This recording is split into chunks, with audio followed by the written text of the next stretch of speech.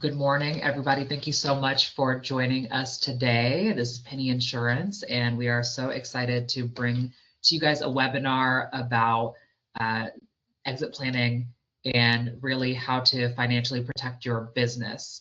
That's something that we are finding is not something that a lot of business owners think about because it's so unpleasant and it requires such careful planning, but that's why we're bringing this information to you. I'm really excited here to introduce John McDonough, who is our partner in doing this webinar and is expert on the subject matter. John, I'll pass the mic over to you. Thank you so much. Hey everyone, I'm really glad you're here today. And the topic of the conversation, as you can see from the slide, is planning for what you love, not just what you leave. So I work with successful business owners, founders, and closely held companies, and people who've built something meaningful and want to protect what they've created. My focus generally is advanced life insurance strategies, premium finance structures, and tax mitigation planning for 8-9-figure estates. So before I get into the meat of the presentation, let me start with a simple question. How's your business doing? And are your taxes starting to feel like your biggest silent partner? Are you paying more than 6 figures or less than 6 figures? Because here's the reality.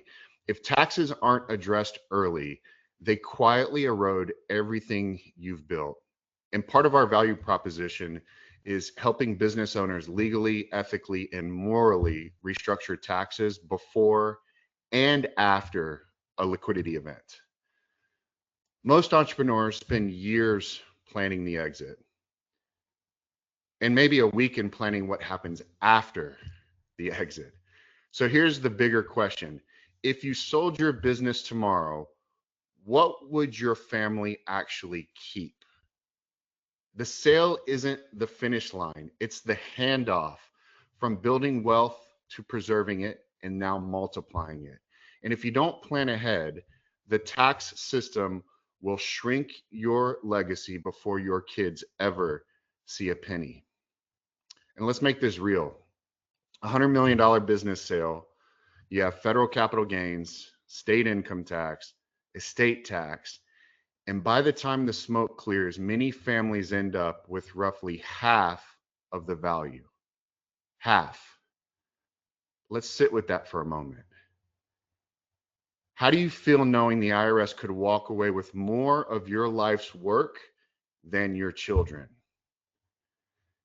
Exactly. And that's why tax mitigation matters. That's why liquidity matters. And that's why the wealthiest families plan ahead.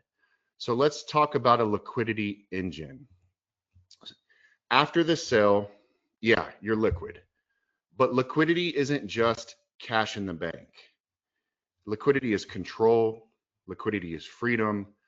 Liquidity is strategy. It lets you replace lost income streams. It lets you fund estate taxes without selling assets. It lets you equalize inheritances, capitalize family investment vehicles, and create stability across generations.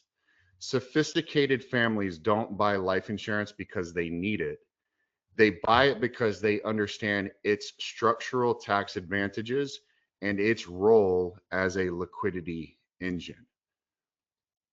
Properly designed life insurance is not a commodity. It's a strategic asset. One asset, multiple outcomes: protection, liquidity, leverage, legacy, philanthropy. And here's the key point. It creates tax-free liquidity exactly when your family needs it. So let me ask you, if you could reposition taxable dollars into tax-advantaged dollars without disrupting your investment strategy, how open would you be to exploring that? Pre-sale versus post-sale. See, timing is everything. Before a sale, we can freeze values, structure trusts, and pre-position leverage. After the sale, we optimize liquidity, reduce its state tax exposure through structures like a PPLI. And if your potential exit is coming in the near future, When do you think you should begin planning? Exactly, right now. And if your exit already happened, when should tax and liquidity planning take place?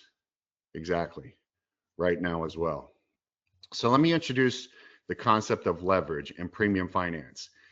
Every entrepreneur understands leverage. Premium financing allows you to use a bank's capital to fund a tax advantage asset while keeping your own capital deployed where it performs best for you. It solves three major issues. You preserve capital, you reduce opportunity cost, and you maximize tax efficient wealth transfer. And inside of a trust, gift tax exposure can be materially, substantially reduced because the gift is only the interest, not the full premium. So let me ask, what would it mean for your family if someone else funded your legacy planning while your capital stayed working at full speed where it currently is? And yeah, there's some risks and considerations that have to be addressed. Interest rates, collateral, policy performance, and the exit strategy. But wealthy families and business owners don't fear risk.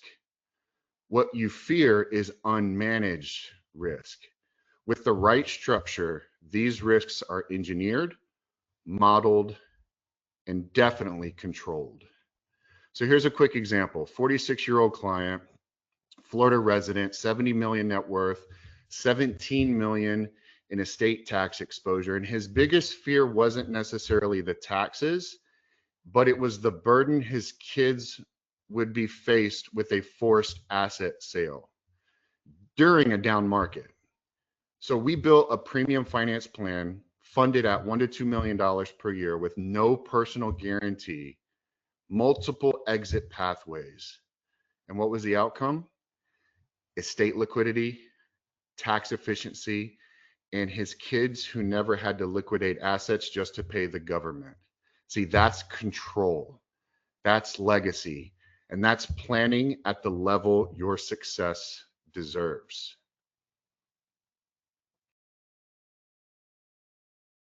Business owners excel at building value and managing risk and planning that strategically.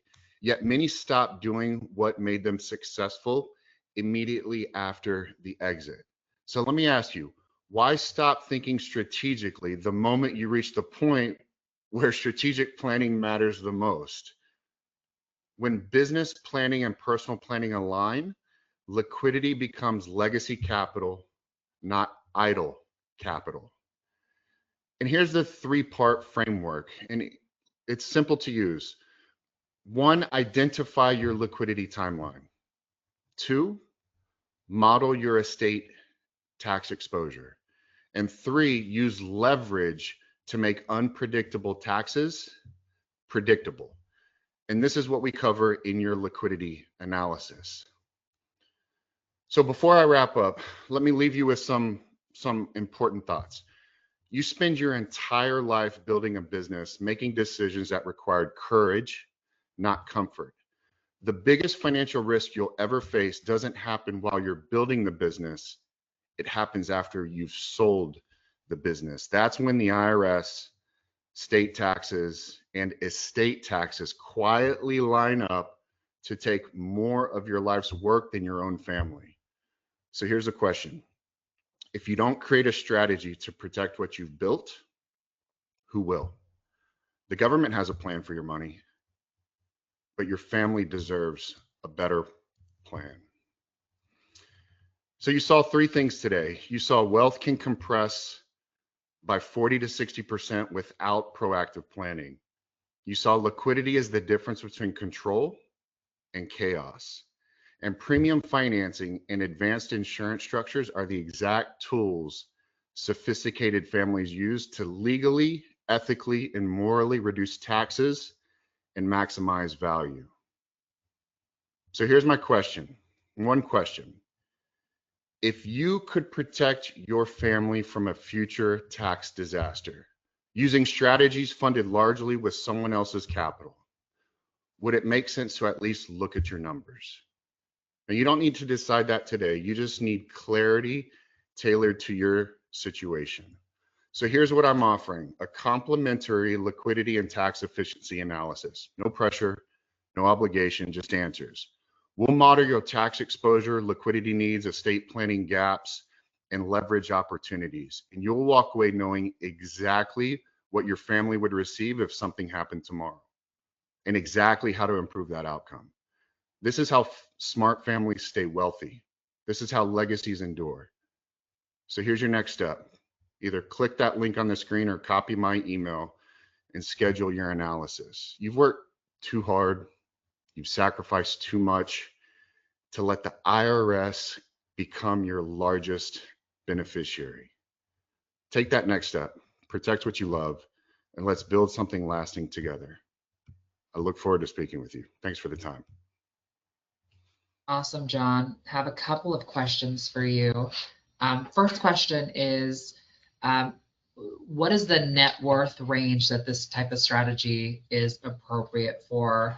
I guess I'm thinking more like minimum net worth. Well, from an estate tax perspective, the new tax law coming into effect, the One Big Beautiful Bill, or OBBBA, in 2026 says that there's 15 million between husband and wife. So if you're married, it's a $30 million net worth, where estate taxes start to become part of the conversation. However, using life insurance as a liquidity engine, using certain trust structures, can be done at a $5 million, $10 million net worth. If you think about the Rockefeller family, we don't have to have the wealth of the Rockefellers, but we can use the governance and the structure that the Rockefellers used to make sure wealth passes on to children, and those children use the money according to how mom and dad would want them to use it, or grandchildren or great grandchildren, generational planning. So from an estate tax perspective, 15 to 30 million. From a governance structure, design standpoint, I would say 5 to 10 million. That makes sense. I was going to ask, obviously the 15 million is much, much higher than it used to be a few years ago. So I find myself wondering, like, should people with lower net worth still try to utilize this strategy? Because maybe at some point with the next, presidential regime, are the rates going to have to go down for this? Is going to go back to the 5 million space? Well, what we've learned is no tax law is permanent, right? It's subject to the next administration, and then whether or not they can get the lawmakers to vote on a bill and pass the bill. And I would say, let's assume it does stay permanent, right? Let's assume that this 15 to 30 million, if you're married, becomes the new norm, and it increases with cost of living adjustments, every single year, and that number goes up. That still begs the question, at that $5 or $10 million range that we were talking about, that's a significant amount of money to just leave to the next generation without any proper structure, guidance, or family governance around it. And that's where you've seen, from shirt sleeve to shirt sleeve, when wealthy money passes a generation, it's gone by the second or third generation, right? It doesn't take long for people to blow large sums of money, especially when they don't know how their benefactor wanted them to use and spend and invest and save those dollars. That makes sense. So as far as using leveraged money, like, what is the timeline for doing that? How long does it take? I know with life insurance underwriting at those high amounts, it takes a really, really long time. But then there's also a bank aspect of this as now. So can you talk a little bit about timeline for those people who move forward with the strategy? Yes. At this level, we're talking life insurance policies in the 5, 10, 15, 20, 50, $100 million range. So when a life insurance company is looking on taking that type of potential liability upon death, underwriting is extremely detailed and scrutinized. So there's always the health insurance underwriting part of the life insurance side of it, where are you insurable?